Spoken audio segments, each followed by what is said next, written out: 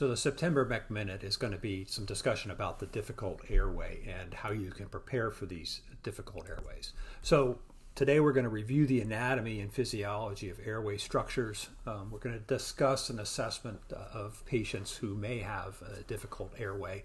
And this really is a large part of what we have to do as part of that initial evaluation of a patient in our gestalt in terms of, is this going to be a relatively easy procedure to perform, or are we going to have problems?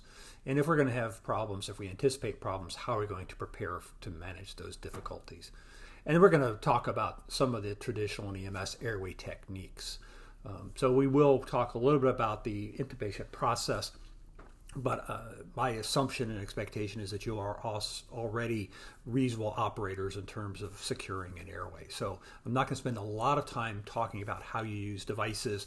I will focus a little bit on the Bougie, but I want to kind of talk with you about a process for determining difficult patients and how you're going to secure a tube and how do you plan. And a lot of managing airways has to do with planning for the worst. So if you look at the airway continuum, if you look at what we do when we manage a patient's airway, we always start with, positioning the patient, getting the chin in a good position, getting the neck in a neutral position, and providing supplemental oxygen. If necessary, we will suction the patient. It's a very simple procedure, but if the patient is vomiting, if they've got a lot of airway secretions just because of saliva or mucus, we will suction the patient and get things cleared up. If they have a pre-existing tracheostomy, a lot of times with airway difficulties in those patients, simple suctioning will help open them up. If we have patients who have significant dyspnea, we'll consider using CPAP. We do not intubate patients like we used to simply because we have CPAP available. And with CPAP, a lot of patients will turn the corner and they don't need an artificial airway inserted. We have the various BLS adjuncts we can use as part of our suctioning or even as part of CPAP, but things like nasal trumpets, oral airways, and so on.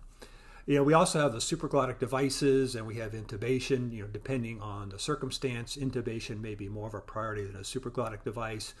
For other providers, supraglottic device may be used before they intubate. We have some members of our agencies who will go with a supraglottic airway in the circumstance of a cardiac arrest and not worry about intubating the patient. Other providers will intubate the patient during chest compressions and not worry about using a supraglottic airway. And ultimately, our last-ditch effort is a surgical airway, a crichothyrotomy. We don't do that many. We do less now than we used to do 20 or 30 years ago, mostly because we have good alternative devices such as the iGel, or we have improved our abilities to get a tube in place. So surgical airways are out there. You need to practice and have some proficiency on them, but it's not a common technique that's used these days to manage a patient's airway. This is the promised land. This is what we hope to see. We have a patient who needs an endotracheal tube. We get the patient prepped. We put the laryngoscope in, and this is what we see. We see that beautiful, uncluttered airway. We can see the cords. They're wide open. There's no obstruction. There's no pus. There's no blood. There's no vomit, and we can get our tube in. But what do you do when you have somebody like this? This is not an easy airway. So what do you expect to do? How are you going to manage the airway? What is your priorities?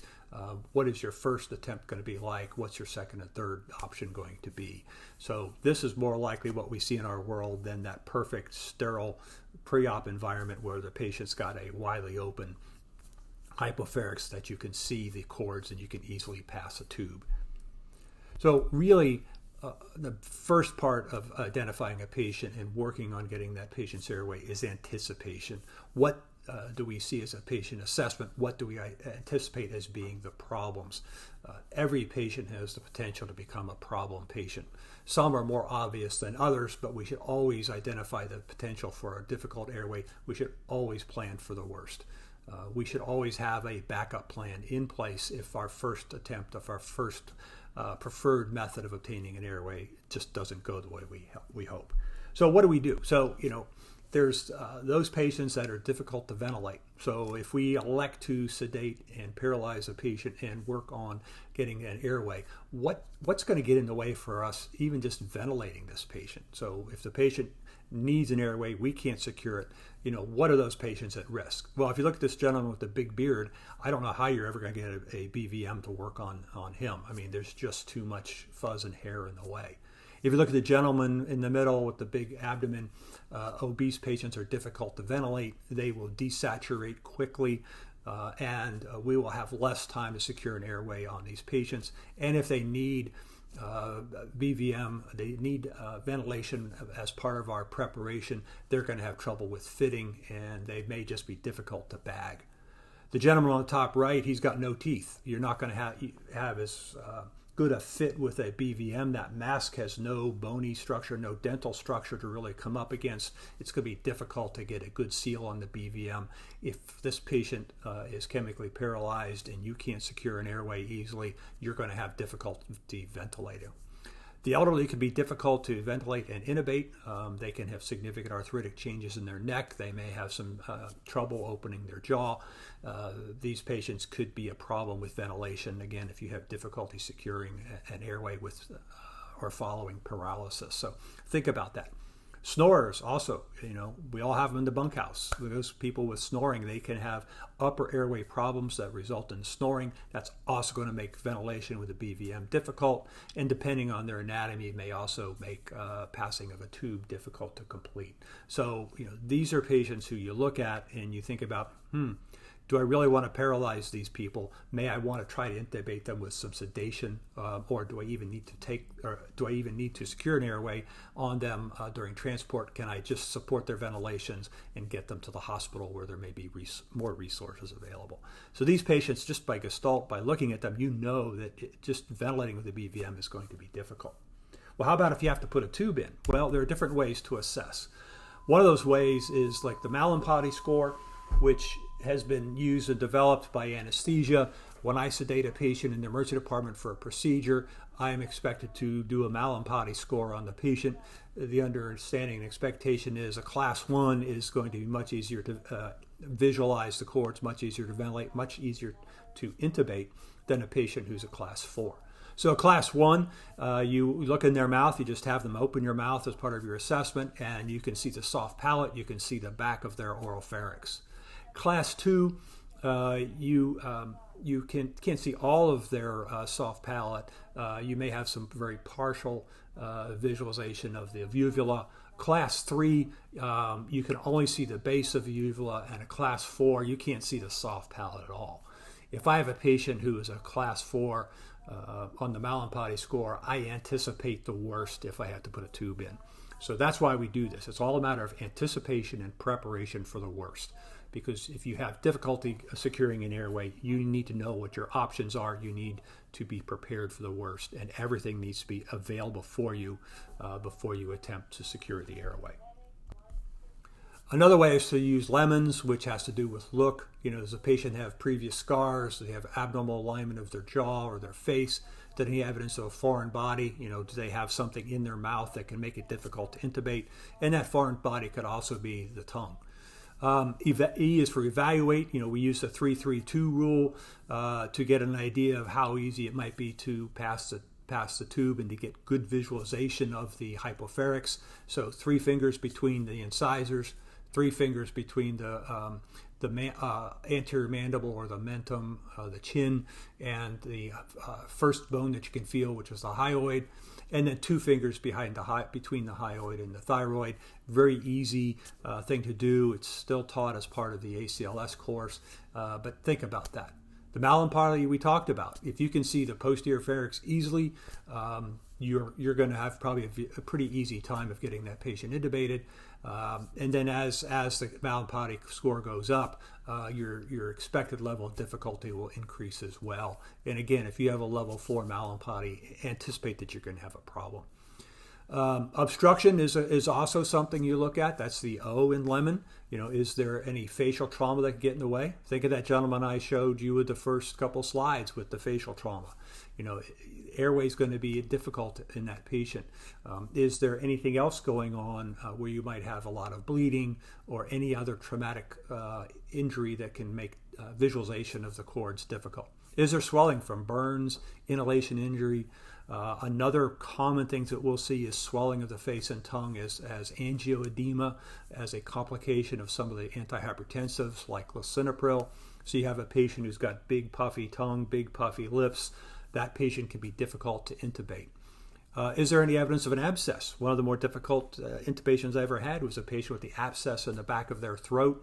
It was big and puffy, and as we were attempting to intubate her, the abscess ruptured and there was pus everywhere that we had to aspirate out, suction out with our Yankauer. So is there an abscess in the mouth that can give you a difficulty? Another location of an abscess is somebody who has got a dental abscess of the lower teeth and the abscess has gone to the soft tissue under the tongue. That's called Ludwig's angina or angina, and that pus actually elevates the tongue off the floor of the mouth and makes an airway difficult. Is there any excessive soft tissue in the face? Some people with MRDD have large tongues that can be a problem. Some people with underactive thyroid can have edema and swelling of the tongue, or people who are just obese. Is there any other foreign body that can give you trouble? Somebody has aspirated a chunk of meat that's sitting down in the hypopharynx. That's going to make things difficult if you have to secure the airway. And the last thing that is N for neck, is there adequate mobility in the neck so that you get that patient in the sniffing position, you can get adequate clearance of the mandible, and so you can get a straight shot, straight view to see down into the hypopharynx. You can see the cords and you can pass your tube. So if you do your lemon evaluation and you identify the patient's at significant risk, then you have an idea of planning for the worst. And the last part of the assessment, you actually don't get to make until you have the scope in. So we talk about the Cormack-Lehane grading system. So a grade 1 is like a Mallampati 1. Everything's wide open, you can see the cords, and this is the view with the laryngoscope in place. So you can see the cords. A grade 2 is you can see the arytenoids, which is the back part of the glottic area. It's kind of at the bases of the cords. And if you see a grade 2, these are patients where you may want to use a little cricothyroid pressure or follow the Burke procedure, which is pushing the larynx from the outside backwards, upwards, and a bit to the right. That helps open up the view, and you hopefully have a better time passing the cords. If you have a grade 3, which is the epiglottis only, you should consider using a Bougie and maybe some laryngeal compression externally and a video laryngoscope. That typically you get a better view of the cords, and if you can see the cords and you have a Bougie, you might be able to pass the Bougie past the cords and then feed your tube over it. If you have a grade 4, which you can't see anything, that could be a problem. I would suggest you not attempt to intubate that patient. You try to do what you can to improve the view. It may mean you reposition your scope. It may mean you take out a different device. It might be a patient that, depending on the circumstances, you make one attempt on with a Bougie. If you can't secure the airway, you consider going to a cric, or you may simply consider not doing any airway procedures and just supporting ventilations until the patient gets to the hospital. So you put the laryngoscope in, you can't see anything, you elect to just take the scope out, and you transport the patient emergently to the hospital and notify the receiving hospital that they may have difficulty securing an airway. So let's say you've done all this, you've made the determination, you have identified any potential risks, and you are planning and have planned to secure an airway. So let's get that tube in. What are we going to do? So, what's your plan? For me, a lot of this has to do with planning. Most of our intubations are not emergent to the point where we have to get that tube in. We have to make that decision to intubate in the first minute or two. Yes, the patient needs an airway, but we can ventilate until we get prepared. So the first question is, does this patient need a tube now? Or does this patient need a tube, but we have time to get them to the hospital where they have better resources available to secure an airway, particularly if your assessment indicates the patient's at risk for failed attempt. But what's your plan? What's your plan if it's going to hit the fan? So if it hits the fan, what are you going to do? So for me, it's always about what are my options. If I have to secure an airway, what's my first choice? What's the technique I'm best using? What's the device I'm best at using to get a tube in? That's probably gonna be my first choice. But sometimes that first choice doesn't work or it's not available. So what's my second choice going to be? So I use my first device. I can't see what I need to see. What's my backup plan going to be for device number 2? I've gone through my first and second choices. I still can't secure an airway. What's my third choice going to be? So it's all about preparation. And if you have these choices in mind, be proficient in all of them and prepare for all of them. So from my perspective, I have my way of doing things. My first choice is typically the video scope. But last night I was working a shift and we had a patient arrest. My partner actually was the primary provider, but I was managing the airway. We had the intubation box, but my video scope was on the other side of the emergency department and not immediately available. So I had to go back to what would be my second choice for going from a video scope to a standard laryngoscope. You have to have those ideas in mind. So standard laryngoscopes, if that's going to be your first choice, which one are you going to be proficient in? I'm a Miller guy. I need that curved tube. If you give me a straight blade, I would have difficulty intubating the patient, even though I've been doing this for almost 40 years. Pick a scope, one of the standard laryngoscopes, practice with it, maintain proficiency in it, even if a video scope may be your choice. So be proficient in the standard scopes. Some patients, you may have to use the standard laryngoscope because the video scope simply is not going to help you. For example, patient massive facial trauma, blood everywhere. The video scopes are going to get blinded by the blood and gore. It gets on the camera and you may not be able to see anything. So you may just have to use the standard laryngoscope even though it's not your first choice. But recognize which one you're better at, which one you like, and practice. This is one of the reasons why, as part of our credentialing program, we want you to practice on the dummy every quarter. Maintain your clinical skills because we don't intubate like we used to 20 or 30 years ago. The second option could be a video scope. Most of our providers currently have the King Vision, which is on the left, and have gotten very good with it. The King Vision has a channeled blade and an unchanneled blade. The channel blade you can use to secure your tube, and you can use it then to slide the tube in. I have difficulty with the channel blade. I'm used to having a video device which is unchanneled, and I use a stylet in my tube so I can see where I'm going. By not having the channel, I get about an extra ½ inch of clearance. I'm more comfortable using that. Another device that's used by some of our agencies is the McGrath, which is on the right. It's a video scope. Again, maintain your clinical skills. Make sure you know how to use these devices and know what to do if the device fails.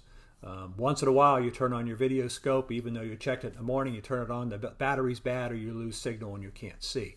So you may have no choice but to go from your video scope to your standard laryngoscope. The other thing to think about using, and I would encourage you to practice with this, is the Blue Bougie.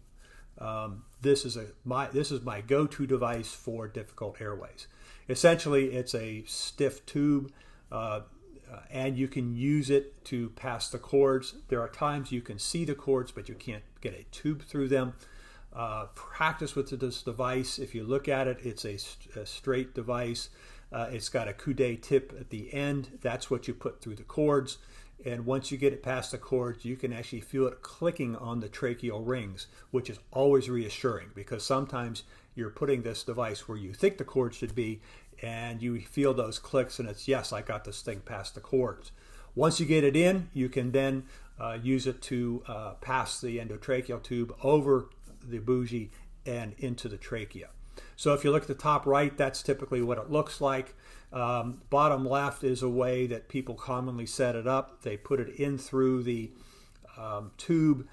They take the end of the bougie and put it through the opening that's a tip of the endotracheal tube. That way they have everything in their hand.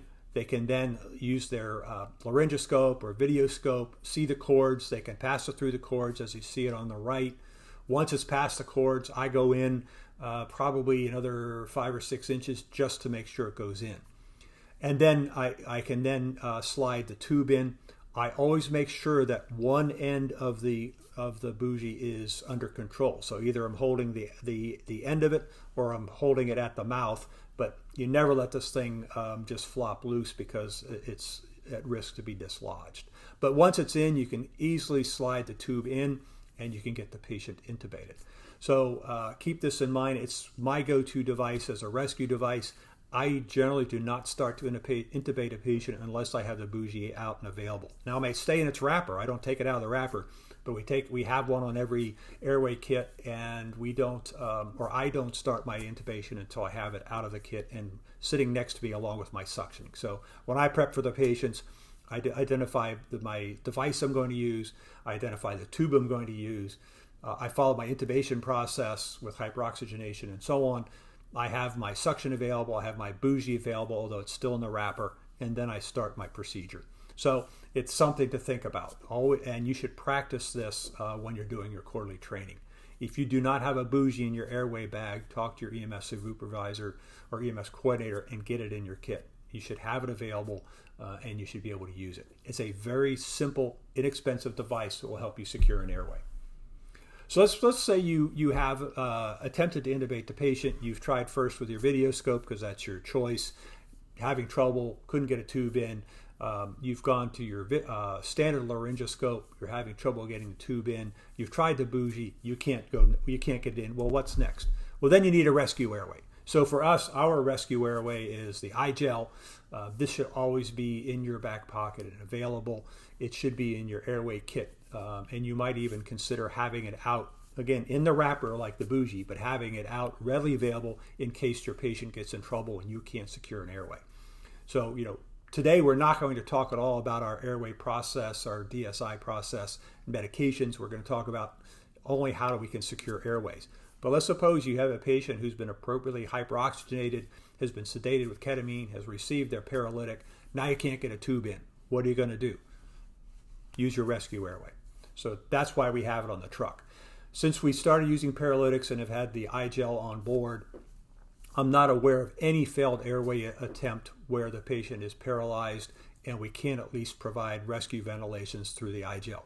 Maybe we try to get the endotracheal tube in, but we can't. We've tried all of our other maneuvers, such as the bougie, can't get a tube in. We use the iGel, we are able to successfully ventilate the patient. I'm not aware of anybody having to be criked in the field because we paralyze and we can't ventilate. This is a great tool for us. So what's my process? So I like to just kind of go through how I think about it. So for me, every intubation is a difficult intubation. I look at the patient, I assess the patient, and I think about what's the worst case scenario going to be. And then I prepare.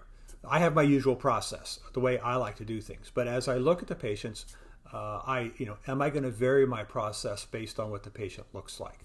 If the patient has a lot of blood, a lot of gore, a lot of pus or vomit in their mouth, I may elect to go from my first choice device, which is a video scope, to a direct laryngoscope, the standard laryngoscope, simply because I know I'm going to at least be able to see and I'll have some better lighting than using a camera that gets occluded and obscured because of gore.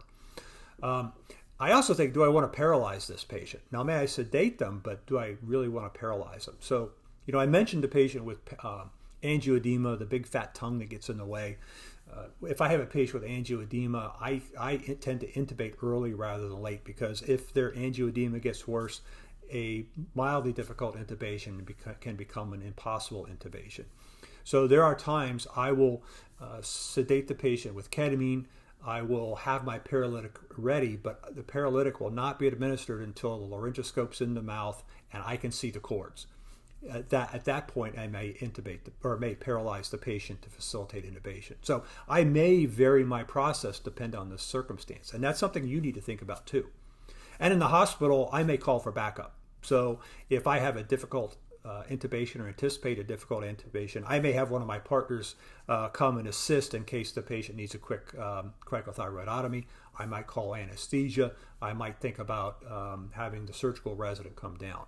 Now, I realize some of these things may not be immediately available for you in the field or not available for you in the field, but maybe you call for extra help, maybe you call for backup, or maybe as part of your preparation process you decide I'm not going to intubate this patient. I'm going to find alternate methods to ventilate until I can get to the hospital, and I'll notify the hospital this patient's going to need need an airway on arrival, and it could be difficult. My approach, though, is I use the video scope first. We have the glide scope with the new HDMI scope. I can really get great clarity picture. It's on a big screen. I can really see what I'm doing. But video scope is what I go to first. For you, it could be the McGrath or the King Vision. I always have the Bougie available. If I can't quite get the tube where I want it to be with the video scope, I might consider using the Bougie. If I can't get it with the Bougie and the video scope, which is usually what I'm able to do, I'll go to the standard laryngoscope. On a very rare occasion, I've had to go to an iGel, and only 3 or 4 times in my 30-some-year career have I had to crike a patient because I've not been able to secure an airway. All 3 or 4 of those patients had angioedema, either because of an antihypertensive or because of an acute allergic reaction to an antibiotic in the emergency department that quickly and rapidly caused patient deterioration. So that's my process. This is what I do. I'm prepped. If I need to bag the patient for a couple of minutes while things get set up, that's fine. But I'm prepared. I think about, am I going to follow my usual process or not? I'm going to think about, do I paralyze this patient, or I try to intubate them with just ketamine, or if they're in arrest, do I even need any paralytic or sedation? But I customize my process for every patient, even though I tend to follow the same routine. I realize that I may have to make some adjustments in my procedure. Well, if all else fails, we mentioned it, we're going to go to a crichothyrotomy. And, when you think about it, this is the anatomy. We have that big thyroid cartilage in the anterior neck. We have the cricoid cartilage, which is just below that. And if you palpate the gap in between, that's the cricothyroid membrane that we want to use. Most of us carry a scalpel and a Bougie and an endotracheal tube. There are disposable kits available where you can do percutaneous insertion of a needle and then put a guide wire in and then thread a device over that. I think those are great for an EMS perspective, but they're expensive. They're over $300, and I'm not sure we want to put those on the trucks because of the expense. But you identify your landmarks. We make a vertical incision up and down. You don't go left to right because you're at increased risk to hit a vein that's going to bleed. If you happen to hit a vein when you make an incision, just put some pressure on it, or when you're finished with your procedure, put some gauze down into the wound to pack it off. It's low pressure. A packing usually stops the bleeding. Then we get down to the cricothyroid membrane. Our skin incision is up and down, but our cricothyroid membrane incision is left to right or right to left. We can use the scalpel handle, put it into the cricothyroid membrane incision. We rotate it to make the incision bigger. My suggestion is, if you do this, you think about when you have the scalpel handle in there, just take your Bougie and feed it in through the hole. It serves as a stylet, as a guide to get your endotracheal tube in. On the right, you see like a blue tube in there. You can then insert your endotracheal tube over it. If you happen to have a tracheostomy tube, you can put that in, but most of us just carry the endotracheal tube. You put the tube in, take the stylet or Bougie out, and you inflate your balloon. Just keep in mind, when you insert the endotracheal tube, you just need to lose sight of the cuff, and you inflate it. If you go too far down, you end up in the right main stem, so you don't have to put the tube in very far. So get the tube in, inflate it, ventilate the patient. In review, really, I encourage you to maintain your proficiency in all airway procedures. Don't rest on your laurels thinking that I've been doing this for 10 years. I don't need to practice. You need to practice. Use the mannequins. We have them available. Practice your airway procedures. Practice your initial device of choice, whether that's a video scope or a laryngoscope. Practice with the laryngoscope. Practice with the Bougie. Practice with the iGel. Always assess your patient and identify potential difficulties with these patients, and use that assessment to plan and prepare. Most of our patients, again, don't need an airway in the next 30 seconds, or at least an endotracheal tube. Most of our patients who need intubation can be ventilated with a BVM, at least as we prepare, and then follow your intubation process. So that's it for difficult airway. If you have any questions, please let me know. Again, I know I'm being repetitive, but please practice, practice, practice. We just don't intubate like we used to simply because of other techniques. So we all need to maintain our skills by using the mannequins. Thank you.